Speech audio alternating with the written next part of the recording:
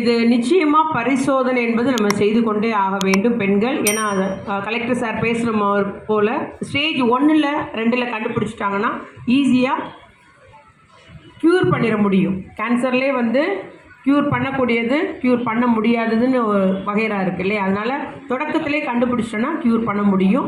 அதனால் எப்போவுமே வந்து உங்களுக்கு தெரியும், அந்த அப்நார்மலிட்டி தெரியும்.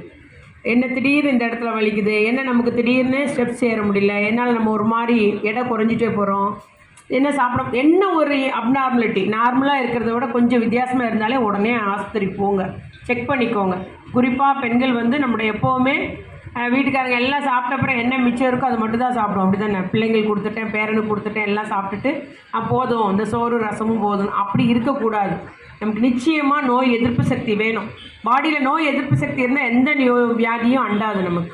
அதனால் நோய் எதிர்ப்பு சக்தி உள்ள சத்தான அதை பால் சாப்பிடணும். 40 வயசு ஆனப்பறம் தான் நீங்கள் சாப்பிட ஆரம்பிக்கணும். பால் சாப்பிடணும், முட்டை சாப்பிடணும், அந்த மாதுளம்பழம், நெல்லிக்காய், பேரிச்சம்பழம், இந்த மாதிரி சத்தான ஆகாரங்கள் எடுத்துக்கணும். நம்ம வெறுமனே எனக்கு போதும் இந்த ரசம் ஒரு அப்பளம் போதும் அப்படி தானே? இல்லை ரசம் உப்பு போதும், இல்லை வெறும் சாதமும் உப்புமே போதும், உண்மை தானே?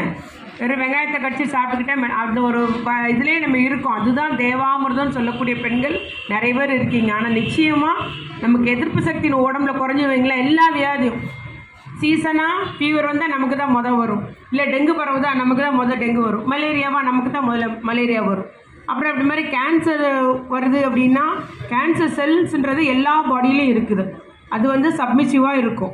எப்போ நமக்கு நோய் எதிர்ப்பு சக்தி குறையுதோ அது வளர ஆரம்பிக்கும்.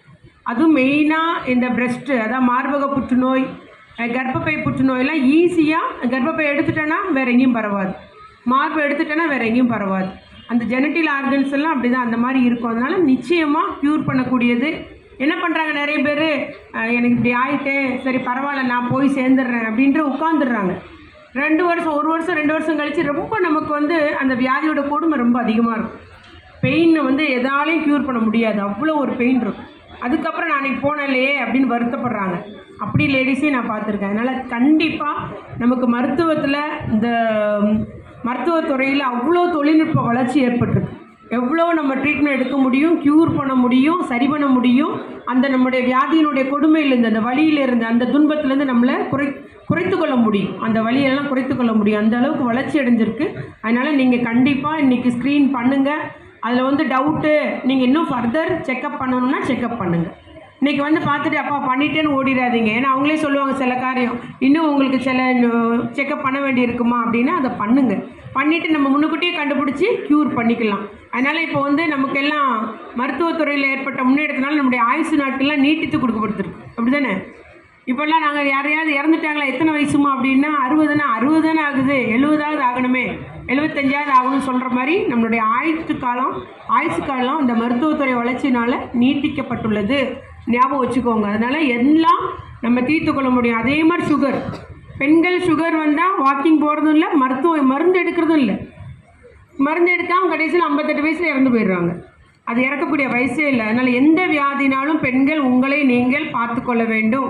உங்களுடைய ஆரோக்கியத்திற்கும் முக்கியத்துவம் கொடுங்க. நீங்கள் தான் அந்த குடும்பத்தினுடைய ஆங்கர் மாதிரி, அப்படி நங்கூரம். உங்களை சுற்றி தான் உறவுகளும் பணிகளும் எல்லாமே அமையும். அதனால் பெண்கள் நிச்சயமாக நம்மளுடைய ஆரோக்கியத்திற்கு முக்கியத்துவம் கொடுக்க வேண்டும். இந்த நிகழ்வை பெண்களுக்காக ஏற்பாடு செய்த மாநகராட்சி, தூத்துக்குடி மாநகராட்சிக்கும், ரோட்டரி கிளப் ஆஃப் தூத்துக்குடிக்கும், அதுபோல் கேன்சர் கேர் சென்டர் நெல்லை கேன்சர் கேர் சென்டர் அவர்களுக்கும் எனது மனமார்ந்த நன்றியை கூறிக்கொள்ளி, இது மட்டுமல்ல எங்கேனாலும் நீங்கள் போகிற ஆஸ்பத்திரினாலும் உங்களை பரிசோதனை செய்து 35 வயசுக்கு மேற்பட்டவங்க இல்லை 40 வயசுக்கு மேற்பட்டது வந்து நம்ம நிச்சயமாக ஆண்டுக்கு ஒரு முறை நம்மை நாமே பரிசோதித்து இந்த வியாதியினுடைய கொடுமையிலிருந்து நம்ம மீட்டெடுப்போம், நம் குடும்பத்தை மீட்டெடுப்போம் என்று கூறுகிறேன். நன்றி, வணக்கம்.